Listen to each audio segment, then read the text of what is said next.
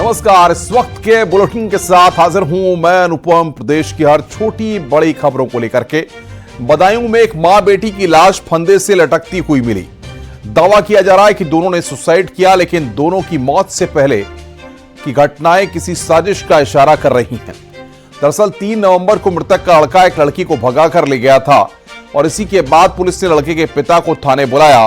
तभी से पिता भी गायब है और अब मां बेटी की लाश मिलने से दोनों की मौत पर कई सवाल खड़े हो गए हैं।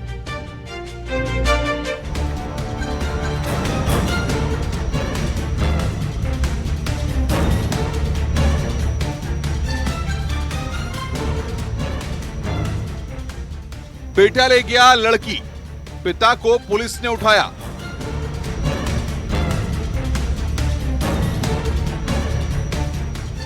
मां बेटी ने कर लिया सुसाइड।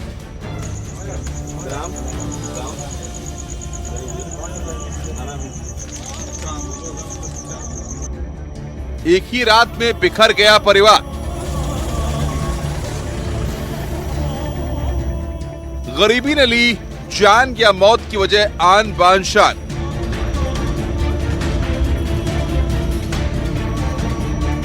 बदायूं का बिलसी थाना इलाका पुलिस को खबर मिली कि एक गांव में मां बेटी की लाश फंदे से लटक रही है। मामला बेहद संगीन था, लिहाजा पुलिस टीमें मौके पर पहुंची तो मंजर बेहद ही खौफनाक था। यहाँ पे एक महिला ने और उसकी बेटी ने फांसी लगा ली है। तो अभी 3-4 दिन पहले इनका जो लड़का है विशाल, गांव की ही एक लड़की को लेकर के चला गया था, जिसका थाने पे मुकदमा लिखा हुआ है। और अभी ये सूचना मिली है कि लड़के की मां ने और लड़के की बहन ने फांसी लगा ली है। घटना बिलसी के बैरमई बुजुर्ग गांव की है। यहाँ 45 साल की कुसुमा और उनकी 17 साल की बेटी ने फंदे पर लटककर जान दे दी। सुसाइड पुलिस का दावा है, लेकिन मौत की मिस्ट्री अभी जांच का विषय है। सवाल यह है कि क्या मां बेटी की मौत सुसाइड ही है, कहीं कोई साजिश तो नहीं। लिहाजा पुलिस कई सवालों के जवाब तलाश रही है, जैसे मां बेटी ने सुसाइड क्यों किया, क्या आर्थिक तंगी मौत की वजह बनी, कहीं मां बेटी की मौत के पीछे कोई साजिश तो नहीं, क्या पति और बेटे के लापता होने से आहत होकर जान दी। सूचना मिली है कि लड़के की मां ने और लड़के की बहन ने फांसी लगा ली है। मौके पर हम लोग आए हैं, यहाँ पर पंचायतनामा की कार्रवाई कर दी गई है। बाकी जैसे साक्ष्य मिलेंगे उसके आधार पर आगे विधिक कार्रवाई की जाएगी। पुलिस के मुताबिक वारदात की खबर तब हुई जब गांव की ही महिला मृतक के घर पहुंची। दरवाजा नहीं खुलने पर महिला अंदर दाखिल हुई, लेकिन लाश फंदे से लटकता देख उसकी चीख निकल पड़ी। जांच के दौरान पुलिस को पता चला कि मृतक महिला का बेटा एक लड़की को भगाकर ले गया था। इसी पूछताछ के लिए पिता को पुलिस ने उठाया था, जबकि छोटा बेटा भी लापता था। तभी से मां बेटी तनाव में चल रही थी, लेकिन शक की सुई उस परिवार की ओर घूम रही है जिस परिवार की बेटी मृतक लड़का लेकर भागी थी। सवाल ये है कि क्या सामाजिक दबाव में मां बेटी ने जान दे दी, या पुलिसिया कार्रवाई और दहशत के मारे मां बेटी ने मौत का रास्ता चुना, या दोनों की मौत के पीछे कोई गहरी साजिश है। इन सभी सवालों के जवाब मिलना बेहद जरूरी है। Bureau report, news 18।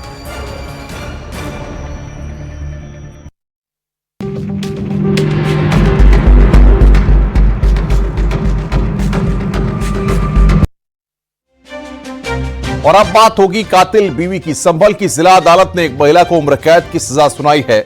कातिल बीवी को अपने गोरे रंग पर गुमान था और वो काले पति को मारने की धमकी दिया करती थी, और फिर एक सुबह अचानक पति आग से जलकर मर गया। लेकिन मौत से पहले उसने वही बयान दोहराया जो धमकी अक्सर पत्नी दिया करती थी।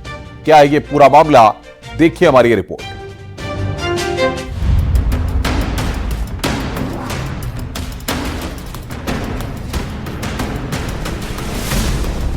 गोरे रंग पर था गुमान, अब उम्र भर की कैद।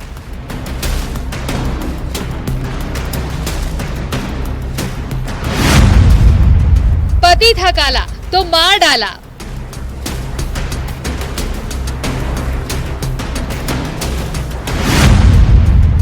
कातिल बीवी को उम्र कैद।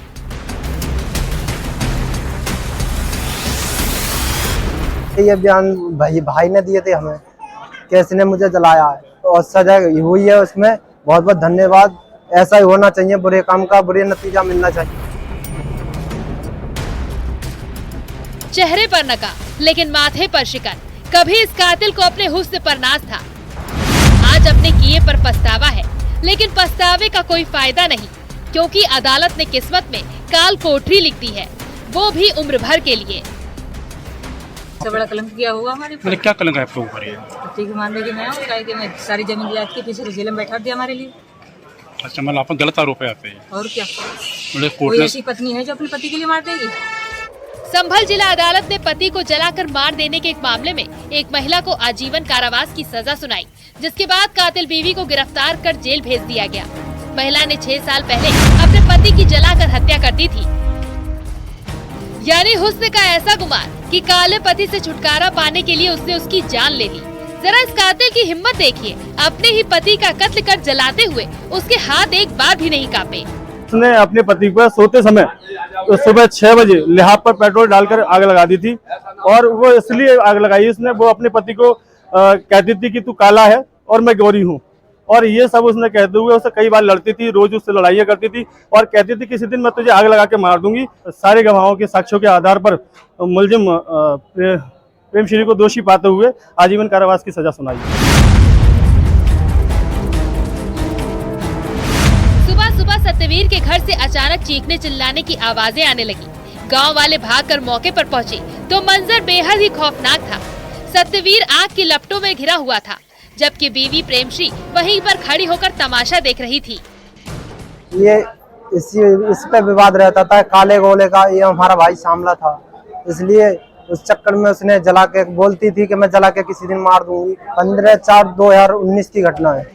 आग लगने से सत्यवीर सिंह का शरीर 90% झुलस चुका था। इसी दौरान सत्यवीर को अस्पताल में भर्ती कराया गया। वहां उसकी इलाज के दौरान मौत हो गई। देखते ही देखते सत्यवीर जिंदा ही जलकर मर गया। जब पुलिस ने केस की सच्चाई उजागर की तो पता चला कि बीवी ही कातिल थी। उसी ने पति को आग के हवाले किया था। इसी मामले की 4 साल की सुनवाई के बाद अब अदालत ने सजा सुनाई है।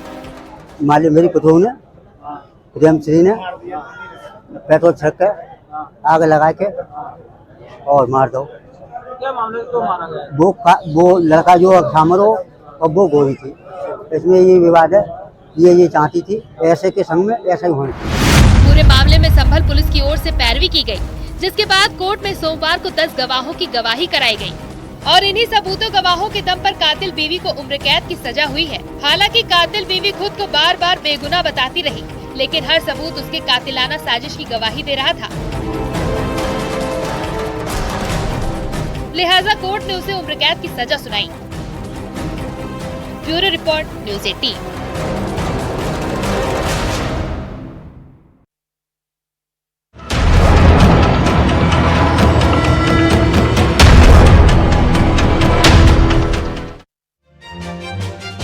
आवारा कुत्तों के आतंक की तमाम घटनाएं सामने आती रही हैं, लेकिन कानपुर से जो खबर सामने आई वो बेहद ही हैरान करने वाली है। कानपुर के एयरफोर्स कैंप में एक विंग कमांडर पर कुत्ते ने हमला कर दिया। कुत्ता पालतू था, लिहाजा विंग कमांडर कुत्ता मालिक के घर शिकायत लेकर पहुंचे, लेकिन इसी दौरान कुत्ते ने दोबारा हमला कर दिया। अब कुत्ता गायब है और एयरफोर्स अफसर अपना इलाज करा रहा है।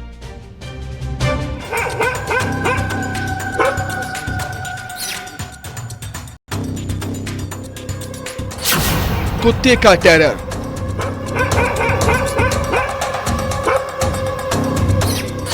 दहशत में एयरफोर्स अफसर। एयरफोर्स कैंपस में कुत्ते ने कर दिया कांड। पहले धोखे से कुत्ते ने काटा, जब शिकायत की तो कुत्ते के मालिक ने फिर ललकारा। यानी एक नहीं 2 बार एयरफोर्स अफसर कुत्ते के कहर का शिकार हो गया। और जब एफआईआर दिखाई गई तो कुत्ता मालिक ने कुत्ते को ही गायब कर दिया। वायुसेना के वरिष्ठ अधिकारी को पालतू कुत्ते ने काटा। उस कुत्ते का पीछा करते करते वायुसेना का अधिकारी अपने सहयोगी के आवास तक पहुंचा, ये शिकायत करने के लिए कि उसके कुत्ते ने उन्हें काटा। जब तक कि वो कुछ समझ पाता, दोबारा कुत्ते ने उसी वायुसेना के अधिकारी को काटा। मामला कानपुर के चकेरी थाना इलाके का है। यहां एक एयरफोर्स ऑफिसर को एक कैंपस के ही कुत्ते ने काट लिया। बात यहां तक तो ठीक थी, लेकिन अफसर जब कुत्ते के मालिक से शिकायत लेकर पहुंचा तो मालिक ने फिर से कुत्ता छोड़ दिया। यानी शिकायत की तो कुत्ते को ललकार कर फिर से कटवाया।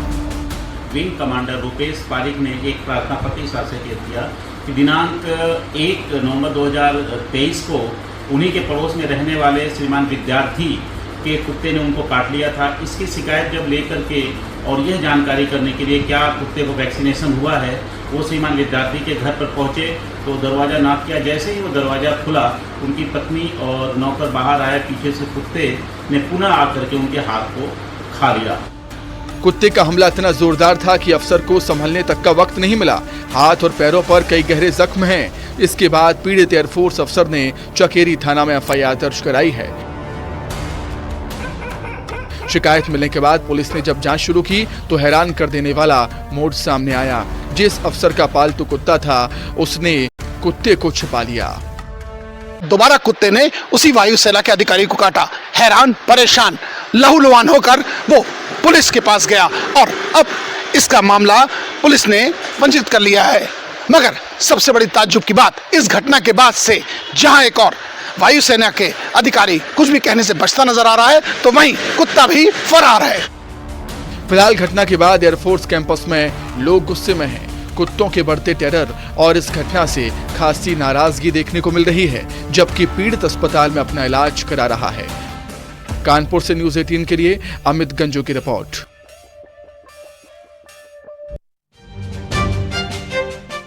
छत्तीसगढ़ की एक चुनावी रैली में कांग्रेस महासचिव प्रियंका गांधी ने अपने भाषण में एक बड़ा दावा किया था। उन्होंने कहा था कि वाराणसी में धान प्रति कुंटल 1200 रुपए किसानों से खरीदा जा रहा है। प्रियंका के दावे पर न्यूज़ 18 की टीम ने रियलिटी चेक किया। टीम उन किसानों के बीच पहुंची जो धान की खेती करते हैं। बनारस के रमड़ा समेत चंदौली जिले में धान की खेती करने वाले किसानों ने बताया कि वो सब्जियों, गेहूं और धान की खेती करते हैं। उन्होंने बताया कि केंद्रों पर 2100 से 2300 रुपए के लगभग प्रति कुंटल धान खरीदा जा रहा है। किसानों ने यह भी बताया कि पहले से पेमेंट में भी खासा सुधार हुआ है। उत्तर प्रदेश में क्रय केंद्रों पर अभी धान की बिक्री भी शुरू हो गई है, जहां ए ग्रेड के धान की कीमत 2203 रुपए और बी ग्रेड के धान की कीमत 2183 रुपए प्रति कुंटल सरकार दे रही है।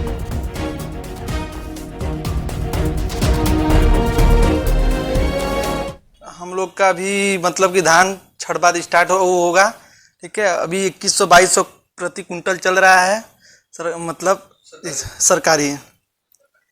दाम तो लगभग ठीक ठाक मिल रहा। बात यह है कि बहुत समय पर मिल जा रहा है पैसा, और ऐसे हम लोग जब बनिया को देते हैं तो महीना 2 महीना झेलना पड़ता है। यहाँ जाता है तो हम लोग को मिल जाता है पैसा समय से। और रुपये प्रति कुंटल कामन की है और ग्रेड ए की 2203 रुपये प्रति कुंटल है। तो बनारस में या पूरे उत्तर प्रदेश में 2183 रुपये किसानों को मिल रहा है। अगर किसान को कहीं लगता है उसको कम रेट मिल रहा है तो वो सीधे सरकारी क्रय केंद्रों पे आए, जहाँ पे उसको 2183 रुपये का पूरा भुगतान किया जाएगा। धान की जो एमएसपी थी 2040 रुपये प्रति कुंटल थी। इसमें 7019 किसानों द्वारा इसको बेचा गया था। 7019 किसान इस योजना से लाभान्वित हुए थे। 45,000 मीट्रिक टन जनपद वाराणसी का टारगेट था और हमने 83% इसको अचीव किया था। चित्रकूट में पुलिया के निर्माण के लिए अधिकारियों और नेताओं के चक्कर लगाकर थक जाने के बाद मजबूर ग्रामीणों ने खुद बांस का पुल बनाकर तैयार कर दिया है, जिसका वीडियो सोशल मीडिया में खूब वायरल हो रहा है। मामला रामनगर विकासखंड के ग्राम पंचायत रामपुर के मजरा बेलरी गांव का है। गांव के लोगों ने अधिकारियों से नेताओं तक के चक्कर काटे, लेकिन रास्ता नहीं निकला तो खुद बांस का पुल बना डाला।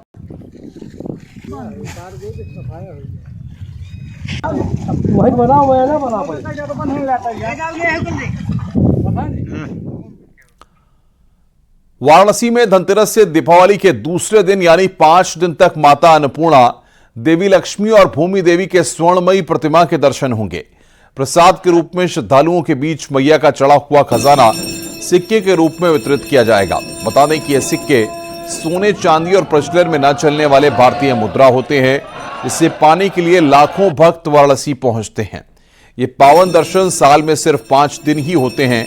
इस बार 10 नवंबर यानी धनतेरस के दिन सुबह ब्रह्म मुहूर्त में आरती के बाद कपाट खुलेगा। मान्यता यह भी है कि दर्शन करने और ये सिक्के पाने वालों को कभी भी धन की कमी नहीं होती।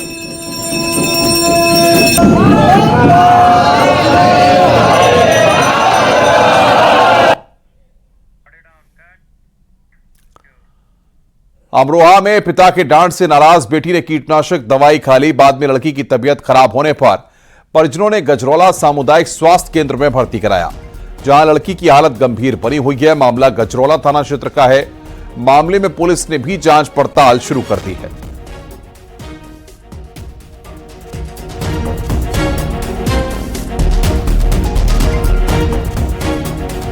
इस बच्ची को उसके परिवार वाले लेकर आए हैं, यहाँ पर हमने भर्ती कर लिया है और उसने बताया कि किसी कीटनाशक का सेवन किया है। हमने अभी इनको प्राथमिक उपचार शुरू कर दिया है। अच्छा, जहर खुराने का शिकार है ये बच्ची। अब बता रहे हैं, मैं देखो बाकी हम इलाज करने से बताते हैं। हालत कैसी है? हालत स्थिर है।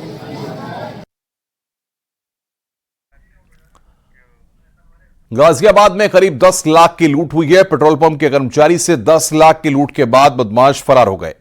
बताया जा रहा है कि इंदिरापुरम थाना क्षेत्र के नीतिखंड चौकी क्षेत्र में पेट्रोल पंप के कर्मचारी कैश जमा करने जा रहे थे। उसी समय बदमाशों ने लूट की वारदात को अंजाम दिया। वारदात में 2 बदमाश शामिल थे। मामले में पुलिस ने जांच शुरू कर दी है।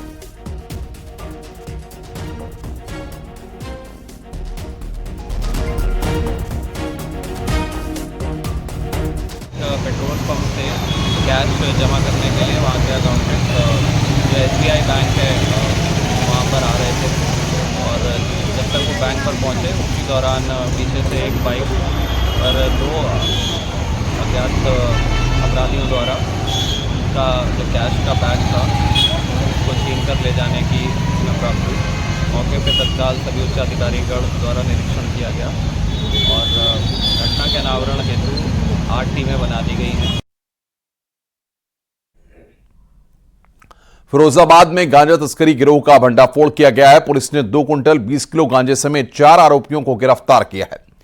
सिरसागंज पुलिस और anti narcotics task force Bareilly की टीम ने संयुक्त रूप से कार्रवाई करते हुए मादक पदार्थों की बिक्री करने वाले गिरोह के 4 आरोपियों को गिरफ्तार किया है।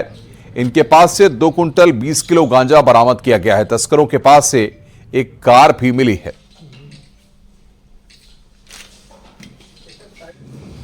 लोगों को एक होंडा सिटी कार के साथ गिरफ्तार किया है और इस होंडा सिटी कार में 2 क्विंटल 20 किलोग्राम्स गांजा मिला है, जो 44 पैकेट्स में एक तरह से पैक था। एक पैकेट लगभग 5 किलो का था।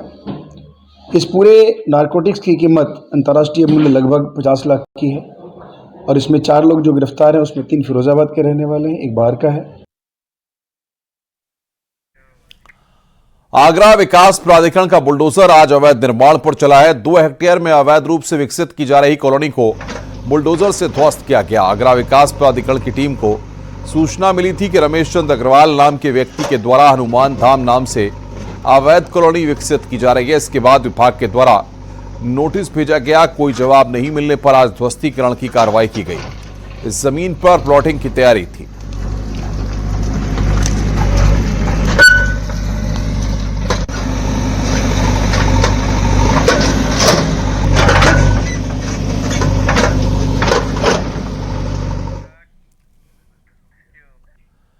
मऊ के चिरैयाकोट थाना क्षेत्र के अब्दुलपुर गांव में पुरानी रंजिश को लेकर एक युवक की गोली मारकर हत्या कर दी गई। मौके पर पहुंची पुलिस ने शव को कब्जे में लेकर पोस्टमार्टम के लिए भेज दिया है और मामले में जांच पड़ताल शुरू कर दी है। 2 युवकों पर हत्या का आरोप है। बताया जा रहा है कि दोनों पक्षों में पहले से मुकदमे चल रहे हैं।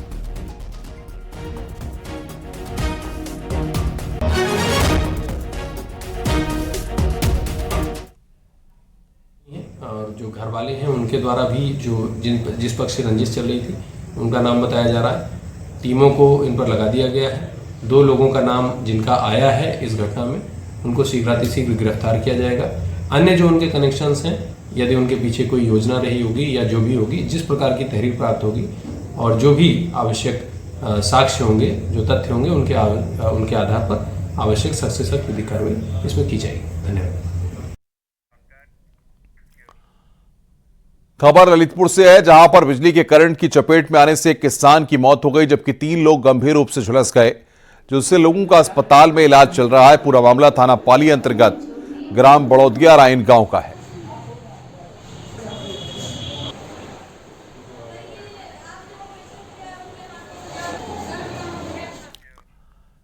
शूटिंग के लिए वाराणसी पहुंचे फिल्म अभिनेता संजय मिश्रा बनारस के घाटों पर घूमते दिखे। बनारसी अंदाज में संजय मिश्रा ने कहा कि हम तो यहां रह रहे हैं, हम क्या कहें, हम खुद काशी के हो गए हैं। संजय मिश्रा ने कहा कि बनारस गिरी जिंदा रखो। बनारस में वो बात नहीं, बनारस एक पुरातन शहर है, यहाँ का संगीत, साहित्य, विचार जिंदा रखो।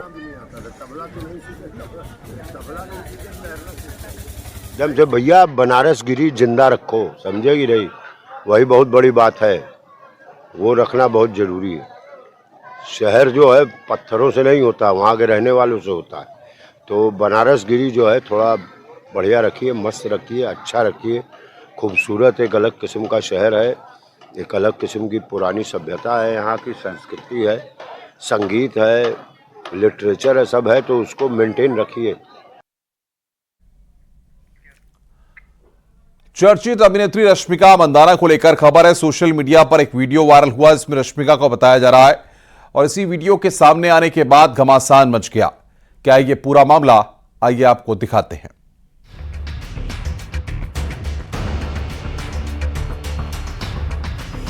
पहले ये वीडियो देखिए। इस वीडियो में जो लड़की दिख रही है वो एक्ट्रेस रश्मिका मंदाना लग रही है, जिसमें वो स्माइल करते हुए लिफ्ट के अंदर दाखिल होती है। ये तस्वीर सोशल मीडिया प्लेटफॉर्म पर जबरदस्त तरीके से वायरल हो रही है और इसी तस्वीर को लेकर हंगामा मचा हुआ है, क्योंकि जिस वीडियो को मशहूर अभिनेत्री रश्मिका मंदाना का बताया जा रहा है, दरअसल में रश्मिका वीडियो में है ही नहीं और यही सबसे ज्यादा चौंकाने वाला है।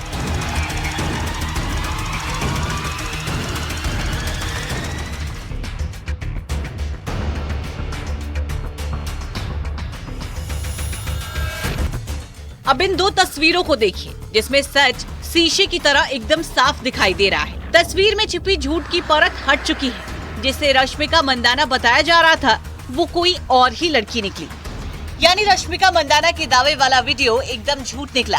साफ है वीडियो को एडिट करके उसमें रश्मिका का चेहरा लगाया गया। टेक्नोलॉजी के इस युग में चीजें इतनी तेजी से बदल रही हैं, जिसमें झूठ भी सच की तरह दिखाई देने लगा है और ये वीडियो उसकी गवाही दे रहा है। और ये संभव हुआ है आर्टिफिशियल इंटेलिजेंस की मदद से। इस तरह के वीडियोस को AI डीप फेक कहा जाता है। डीप फेक वीडियोस को पकड़ना काफी मुश्किल होता है। इस टेक्नोलॉजी का इस्तेमाल नकली वीडियो बनाने के लिए होता है। इसके अलावा डीप फेक टेक्नोलॉजी का इस्तेमाल इमेज, ऑडियो बनाने के लिए भी किया जा सकता है। सोशल मीडिया पर तैराक तो एक्ट्रेस रश्मिका मंदाना के पास भी पहुंचा, जिसे देखने से उन्हें भारी झटका लगा। उनकी प्रतिक्रिया सामने आई। उन्होंने ट्वीट करते हुए लिखा है, इसे साझा करते हुए मुझे बहुत दुख हो रहा है। मुझे ऑनलाइन फैलाए जा रहे मेरे डीप फेक वीडियो के बारे में बात करनी पड़ रही है। ईमानदारी से कहूँ तो ये न केवल मेरे लिए बल्कि हर किसी के लिए बेहद डरावना है। खबरों का सिलसिला लगातार जारी है। फिलहाल रुक रहे हैं यहां पर ब्रेक के लिए। आप देख रहे हैं न्यूज़ 18 उत्तर प्रदेश।